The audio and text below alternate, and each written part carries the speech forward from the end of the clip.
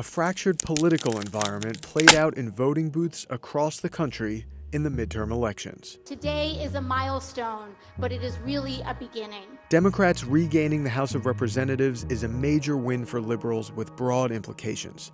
We look forward to a new era.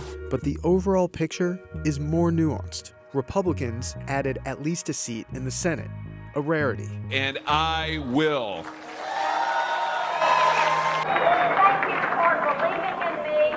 Here's what an unpredictable election night means moving forward, and why both parties can point to victories. We'll start with the House. Democrats gained enough seats to split Congress, and their support was broad, especially across suburban districts voting for female and minority candidates. More than a dozen women running for the House flipped seats in states from Pennsylvania to Kansas. There are two massive consequences of this victory. One, Democrats can stall legislation that President Trump and Republicans want to pass. And two, Democrats, now leading House committees, can probe the administration, forcing officials to testify about Trump's decision-making on controversial policies like sending troops to the border, and even Russian interference in the 2016 election. They also can dig deeper into Trump's still private tax returns and other conflicts of interest, including money he could be making from foreign governments through his businesses. This is powerful, as these investigations can happen in broad daylight in public hearings. It won't be a dull 2 years. We sent letter after letter after letter, asking these committees to investigate the Trump administration's policy. However, the blue wave that progressives were hoping for didn't quite play out. In 2010, Republicans gained 63 seats in a rebuke of President Obama's policies. In 1994, they gained 52. 2018 is looking more like 2006. Our leader, Democratic leader Nancy Pelosi, when Democrats gained 31 seats to flip the House. And that brings us to the Senate, where Republicans gained at least a seat. It's only the fourth time the party in control of the presidency has added seats since World War II. The impact? It solidifies the party's hold on things like judiciary confirmations or cabinet confirmations.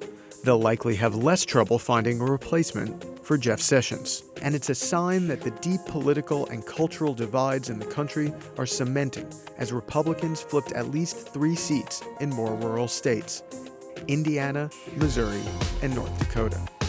One of the Democrats' biggest hopes, Beto O'Rourke, taking on Ted Cruz in Texas, fell flat. God bless Texas! And that wasn't the only big name that came up short for Democrats. Excitement over unabashed progressive Andrew Gillum, who would have been Florida's first African-American governor, was premature. He lost to a Trump backer, Ron DeSantis. On Election Day, it's the voice of the people that rules. Same probably goes for Stacey Abrams, who is trailing Brian Kemp in Georgia. Races like these show the Trump wall holding strong and leave Democrats with not a lot of clarity on an election strategy that works in deeper red locations. That's a positive for Republicans as they look ahead to 2020. But in those state contests, there were more signs of hope for Democrats. They flipped 7 governor's seats, while Republicans flipped none. My name is Tony Evers, and I'm going to be the next governor of the state of Wisconsin! They also gained hundreds of state legislative seats. That has implications for redistricting in 2020, and of course, local lawmaking.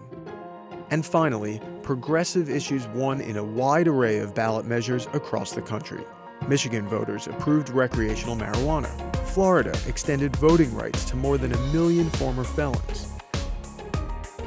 The minimum wage will go up in 2 red states, and Medicaid will be expanded in 3. And San Francisco decided to fight its homelessness crisis with a new corporate tax. The question is, can Democrats ride this momentum to any legislative victories?